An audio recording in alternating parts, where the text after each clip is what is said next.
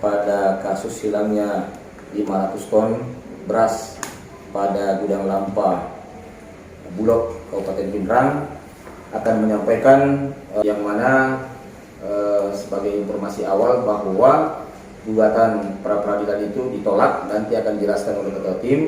Dengan ini saya persilakan kepada pertama kasih pendidikan Kejati Sulsel, nanti akan diteruskan oleh dan dilengkapi oleh ketua tim penyidik dalam perkara ini. Saya persilakan. Hari ini kita ada press release terkait perkembangan penanganan perkara dalam dugaan tindak pidana korupsi di mana ada beras silang di Bulog sebanyak 500 ton.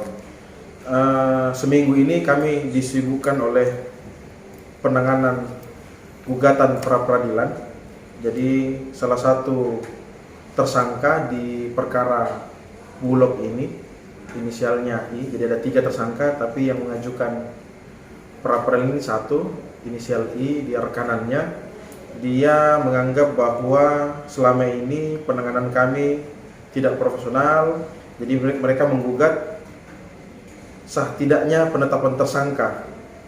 Jadi dianggap bahwa penyelidikan kita tidak ada, kemudian tidak cukup alat bukti, sehingga mereka mengajukan pra peradilan di Pengadilan Negeri Makassar. Alhamdulillah 1 minggu menguras waktu.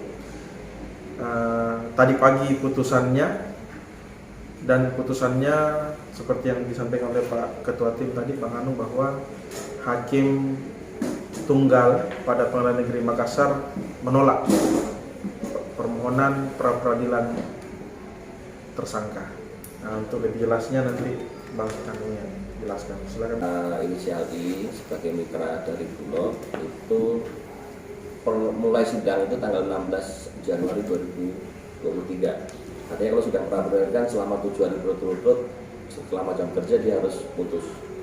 Dari pemeriksaan dari pengajuan tanggal 16 itu pembacaan permohonan papit, kemudian tanggal 17 kita melakukan tanggapan atas permohonan tersebut, kemudian tanggal 18 masing-masing pihak mengajukan bukti, kemudian tanggal 19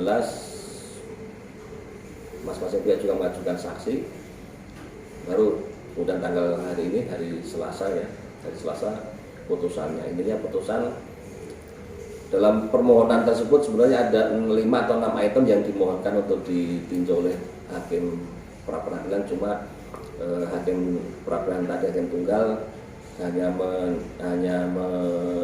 hanya menanggapi yang 3 item aja, karena yang lain dianggap sebagai sudah masuk dalam materi perkara. Jadi putusannya intinya mengadili yang pertama bahwa menolak permohonan pra peradilan untuk seluruhnya.